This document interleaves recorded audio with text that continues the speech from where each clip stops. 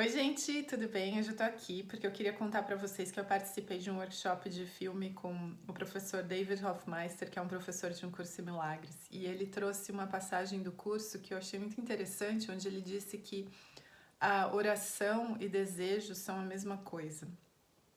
E aí isso me fez pensar assim muito nas coisas que eu tenho desejado pra mim, sabe?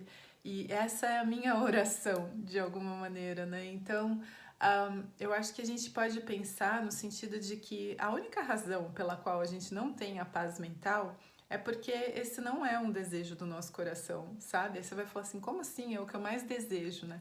Mas se você prestar bem atenção, você vai ver que você está desejando e querendo e orando por coisas muito específicas, né? Então a gente vai orar pelo estado de saúde de alguém, a gente vai pedir para que, sei lá, né, alguém melhore. Eu estou em contato com uma amiga que perdeu recentemente, assim, um familiar próximo e ele era muito novo, enfim, que ela ficou durante muito tempo com a energia toda concentrada na melhora dessa pessoa, né? E aí a verdade é que assim, a gente já entendeu, a gente já percebeu que a gente não tem como controlar as circunstâncias externas e que se a gente depende das circunstâncias externas para que nós tenhamos paz da mente, então a chance de que nós tenhamos a paz da mente é muito, muito, muito pequena. Aliás, ela é impossível, né? Porque a gente vai perceber que por mais que a gente coloque a nossa atenção, por mais que a gente foque em alcançar resultados específicos, e mesmo que seja resolver uma única relação, talvez a relação que a gente considere a relação mais importante na nossa vida, mais fundamental, mesmo que a gente concentre toda a nossa energia para resolver essa relação, enquanto a gente não tem como prioridade a paz da nossa mente, vão surgir outros conflitos, porque eu vou querer estar certo em uma conversa, eu vou querer fazer as coisas do meu jeito, eu vou achar que a pessoa, né? E para eu estar certo, necessariamente existe alguém que está errado, certo? Então, assim, se eu considero as minhas ideias certas, então por consequência, as pessoas que não pensam igual a mim, eu considero como se elas estivessem erradas. E o que eu considero errado, na verdade?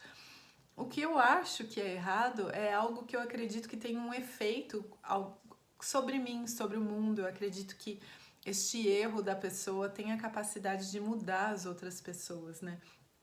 Então percebe que enquanto a minha meta não for a paz da minha mente, eu vou criar outros conflitos, porque tem algo na frente, tem uma meta que está na frente da paz da minha mente. Ou seja, tem algo que para mim é prioridade, tem algo que para mim vem antes. E é por isso que eu não alcanço esse lugar de paz, né? Eu tô falando isso para mim também, porque eu tenho ainda muitas metas e essa reflexão de pensar num desejo como uma oração foi muito forte para mim, porque eu fiquei pensando para que tipo de coisa eu tenho pedido. E pode ser até, como eu disse, né, um pedido de saúde, alguma coisa nesse sentido, porque eu acredito assim piamente que a minha paz depende, por exemplo, do meu estado de saúde física, né? E até uma pergunta muito comum assim de estudantes de um curso em milagres ou de qualquer linha assim da espiritualidade, né, que as pessoas perguntam assim, mas, por exemplo, Ken Wapnick, que é um dos professores mais antigos de um curso em milagres, que mais praticou, que mais escreveu livros a respeito do assunto, ele morreu de câncer. E aí as pessoas falaram assim, né, mas como assim? Ele não era um professor, ele não alcançou a paz, como é que ele manifestou o câncer?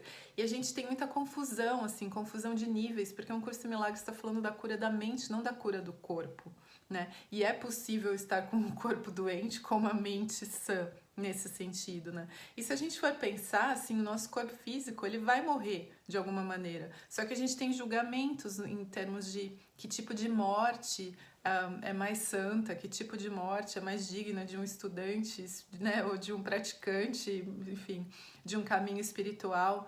Aí a gente vai achar que câncer, não, nossa, câncer não dá, né? Mas então, qual a diferença se ele foi assassinado, se ele morreu dormindo? É que a gente tem todos esses julgamentos com relação a isso, né? Mas o que eu tô querendo dizer com tudo isso é que enquanto a gente tiver metas específicas, a gente vai, né, desejos específicos de coisas, então a gente vai imbuindo ou tentando imbuir essas coisas de um poder de nos trazer um estado de paz que, na verdade, essas coisas ou pessoas até nunca tiveram esse poder. E é por isso que a gente perde a nossa paz, né, durante esse caminho. Então eu só queria trazer essa reflexão assim no vídeo de hoje, agradecer assim a atenção de vocês. O Wagner até me perguntou, né, por que eu falo sempre de um curso em milagres. Um curso em milagres é assim, algo que mudou realmente a minha vida, que eu trago muito como caminho, e agora na sequência vem o curso de amor, né?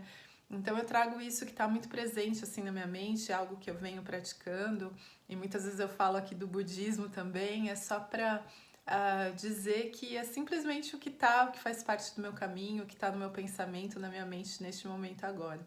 Bom, super obrigada, gente, pela atenção de vocês. Até o próximo vídeo.